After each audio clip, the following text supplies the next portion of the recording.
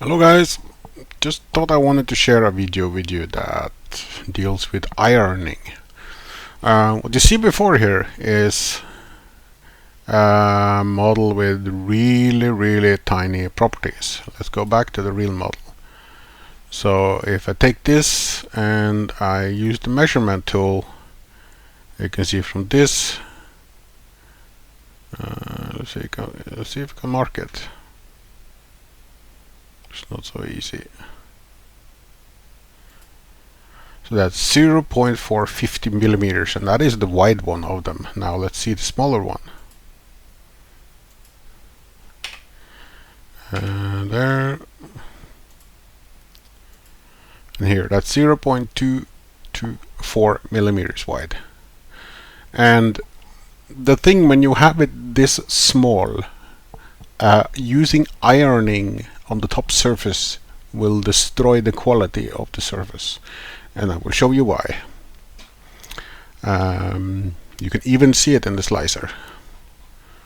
So let's take this instance here, for instance. I think this is the one where I had turned off ironing. So in this example here, I have ironing on, and when you then preview this, you can see here that you get these weird cuts into the other filament, and this is because I have turned on ironing on the black parts.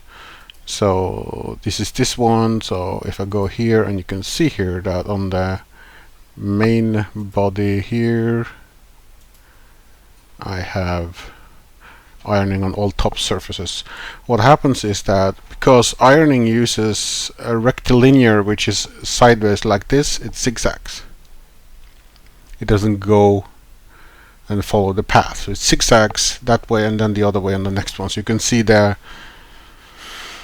patterns here, like this one goes that way, this one goes that way, this one goes that way. So it's zigzagging to try and iron those tiny areas, which I'm going to show you a picture showing how it ends up looking. I think this one shows it pretty well. In this case here, I have used ironing on the letters, but also on both the yellow, the gold, and the black one. Can you see how horrible that looks? Because it's zigzagging. There, it's triggering into the black one, and it's triggering into the black one here with the yellow one. So it basically looks horrible like that. Even when you look from a distance, you can really tell that it's been ironed, and it doesn't really look nice. Let's see if even if you see it here, you can see when it's mounted on the guitar, it doesn't look great. Now this one is an example of where ironing of the yellow and the black areas on the outside have been turned off, because I have imported these as separate models. On the previous one, it has been fused with this one, and so you can see here the line has gone lengthwise. There has not been any ironing. Same with the black one, it's gone lengthwise, which when you get the finished product, it looks smooth and the lines look nice, and there are no bad intrusions of the lines anywhere, and the print looks really nice.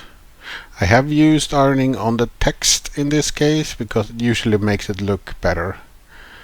So ironing works nicely when you have bigger surfaces, but it doesn't look so nice when you have tiny surfaces where there are supposed to be small details between it. Let's see if this one shows it. Okay, I think this one has been printed without ironing, and you can see that the lines are really clear. There is no intersections.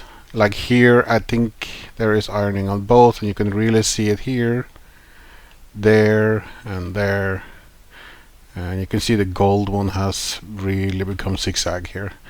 So I just wanted to show you guys that when you're printing really tiny details, like what I'm doing here with the 0.2 nozzle, and I'm even bringing down the line width to 0.16 millimeters in width, and what you then get is, let's see, I have so many pictures open. So the line itself on this one, let's see, I have turned off ironing here. So this actually consists of 1 or 2 lines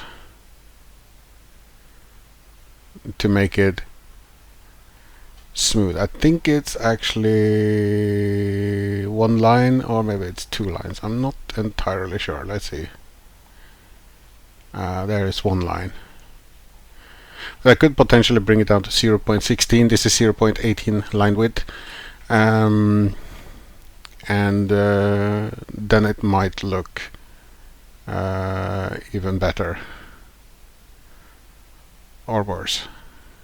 Anyways, I just wanted to show you guys that ironing on tiny details is not always a good idea. You sometimes get much better results just leaving ironing off. Thanks for watching, and I'll see you in the next one.